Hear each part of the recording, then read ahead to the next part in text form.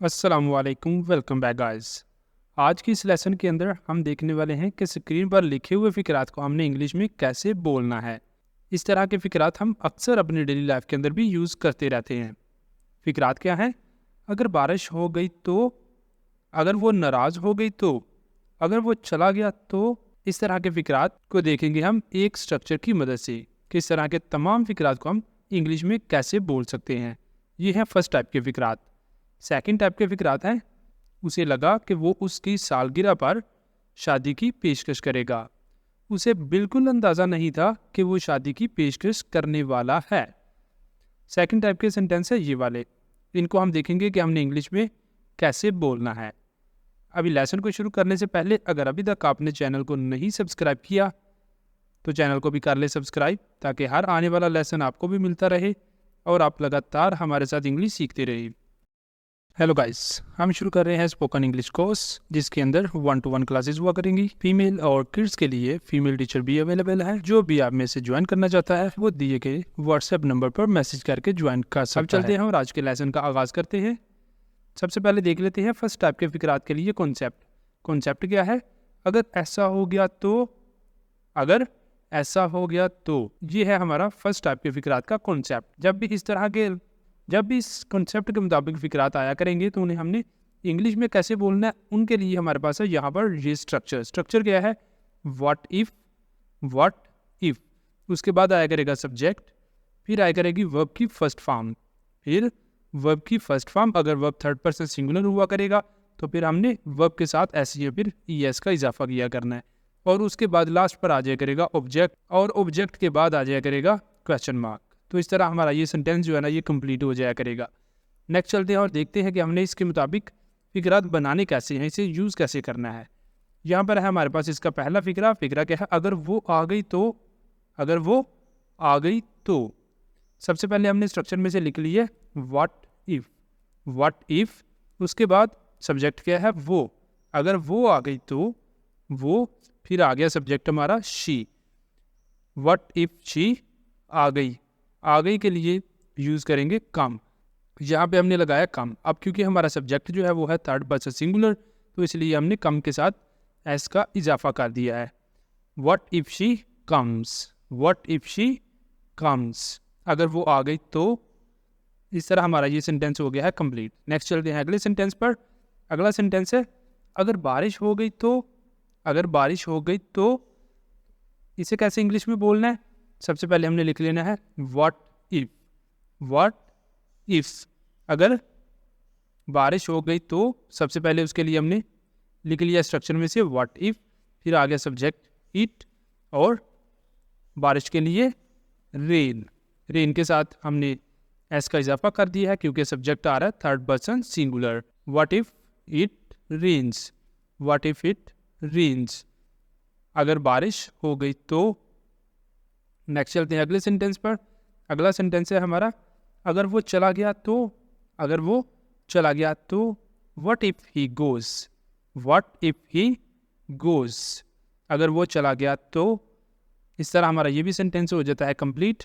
अब चलते हैं नेक्स्ट और देखते हैं अगले सेंटेंस को। अगला सेंटेंस है अगर वो जाग गई तो। सबसे पहले हमने लिख लेना है व्हाट इफ, और उसके बाद शी सब्जेक्ट आ गया हमारा। उसके बाद जाग गई, जागने के लिए वेक्स अप, क्योंकि सब्जेक्ट हमारा थर्ड पर्सन सिंगुलर है इसलिए हमने वेक के साथ एस का इजाफा किया है। What if she wakes up, अगर वो जाग गई तो। इस तरह हमारा ये सेंटेंस हो गया कंप्लीट। नेक्स्ट चलते हैं अगले सेंटेंस पर। अगला सेंटेंस है हमारे पास अगर वो नाराज़ हो गई तो। What if she gets angry, अगर वो नाराज़ हो गई तो। इस तरह हमारा ये सेंटेंस हो गया कंप्लीट।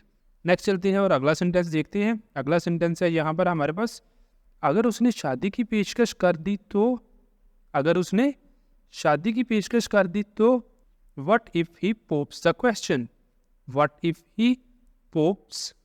क्वेश्चन, अब पोप के साथ हमने एस का इजाफा किया पोप्स। क्योंकि यहाँ पर हमारा जो सब्जेक्ट है वो आ रहा है थर्ड पर्सन सिंगुलर, ही गया है थर्ड पर्सन सिंगुलर, इसलिए हमने यहाँ पर एस का इजाफा किया है। शादी की पेशकश, शादी प्रपोज करना, शादी की पेशकश करना, इसको बोलते हैं pope the question. Pope the question. What if he pops the question, अगर उसने शादी की पेशकश कर दी तो। नेक्स्ट चलते हैं अगले सेंटेंस पर। अगला सेंटेंस है हमारे पास, अगर उसने इनकार कर दिया तो। अगर उसने इनकार कर दिया तो। अगर उसने भी इंग्लिश सीख ली तो। अगर उसने इंग्लिश सीख ली तो। अब ये वाले दोनों सेंटेंस है आपके लिए, इन्हीं करना है आपने, और करके इनके आंसर आपने बताने हैं कमेंट बॉक्स के अंदर। यहाँ तक हमारे फर्स्ट टाइप के जो फिक्रात हैं ना वो तो हो जाते हैं कंप्लीट। अब चलते हैं नेक्स्ट और देखते हैं सेकंड टाइप के फिक्रात। सेकंड टाइप के जो फिक्रात हैं इनमें बेसिकली हम सीखने वाले हैं use of pope the question. Pope the question. Pope the question का मतलब होता है प्रपोज करना, शादी की पेशकश करना। प्रपोज की जगह पर हम यूज करेंगे पोप द क्वेश्चन, शादी की पेशकश करना। स्ट्रक्चर ये है कि ऊपर सबसे पहले हमने सब्जेक्ट लिखना करना है, फिर वर्ब आ जाए करेगा। वर्ब अगर हेल्पिंग वर्ब हुआ करेगा तो वो आ जाए करेगा, वर्ब से मुराद हेल्पिंग वर्ब ही है। अगर हेल्पिंग वर्ब हुआ करेगा तो वो आ जाएगा, फिर आएगा पोप द क्वेश्चन, और फिर आगे एडिशनल स्टेटमेंट जो भी आगे डिटेल्स जो होंगी वो आ जाया करेगी। ठीक है, जहाँ पर जैसे हमारे पास पहला सेंटेंस है, उसे बिल्कुल अंदाज़ा नहीं था कि वो शादी की पेशकश करने वाला है। उसे बिल्कुल अंदाज़ा नहीं था, शी हैड नो आइडिया। उसे बिल्कुल अंदाज़ा नहीं था, इतने के लिए आ गया शी हैड नो आइडिया कि वो शादी की पेशकश करने वाला है। He was going to pop the question, कि वो शादी की पेशकश करने वाला है। He was going to pop the question. She had no idea he was going to pop the question. उसे बिल्कुल अंदाज़ा नहीं था कि वो शादी की पेशकश करने वाला है। नेक्स्ट चलते हैं अगले सेंटेंस पर। अगला सेंटेंस है, वो महीनों से इंतज़ार कर रही थी कि वो शादी की पेशकश करे। She had been waiting for him to pop the questions for months. वो महीनों से इंतज़ार कर रही थी कि वो शादी की पेशकश करे। She had been waiting for him. She had been waiting for him to pop the question for months. Next चलते हैं अगले सेंटेंस पर। अगला सेंटेंस है, वो बहुत खुश हुई जब उसने रोमानवी रात के खाने के दौरान शादी की पेशकश की। ऐसे बोलेंगे, वो बहुत खुश हुई। शी वॉज थ्रिल्ड, बहुत ज़्यादा खुश हुई। ठीक है, she was thrilled when he popped. अब क्योंकि जुमला किसका है, माजी का, इसलिए आ गया यहाँ पर इसकी पास्ट फॉर्म पोप्ड।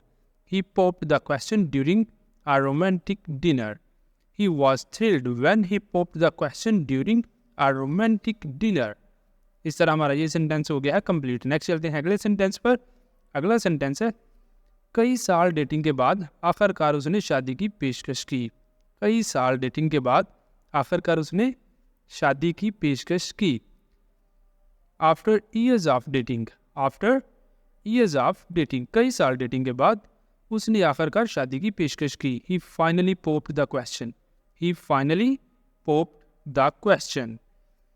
आखिरकार उसने शादी की पेशकश की।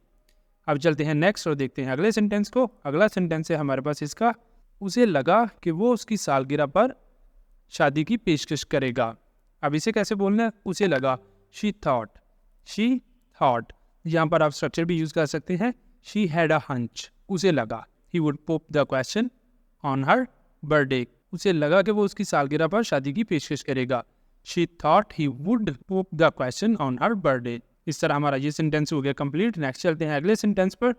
अगला सेंटेंस है, उसने अंगूठी खरीद ली है। उसने अंगूठी खरीद ली है और शादी की पेशकश करने के लिए तैयार है। उसने अंगूठी खरीद ली है और शादी की पेशकश करने के लिए तैयार है। अब ये वाला जुमला है आपके लिए, इसे करना है आपने और करके इसका आंसर आपने बताना है कमेंट बॉक्स के अंदर। इसी के साथ हमारा लेसन भी यहाँ पर हो जाता है कंप्लीट। आई होप कि आपको अच्छी तरह समझ आ गया होगा लेसन, और अब आप खुद से भी इस तरह के फिक्रात बनाकर इनकी प्रैक्टिस कर सकेंगे और अपनी इंग्लिश को मज़ीद बेहतर बना सकेंगे। यहाँ पे करते हैं अब आज के लेसन का अख्ताम। अगर आपको वीडियो अच्छी लगी है तो वीडियो को लाजमी लाइक कर दें, शेयर कर दें और चैनल को भी सब्सक्राइब कर लें, ताकि हर आने वाला लेसन आपको भी मिलता रहे और आप लगातार हमारे साथ इंग्लिश सीखते रहें। अब मिलेंगे सुबह नए लेसन के साथ, तब तक के लिए अल्लाह हाफिज़।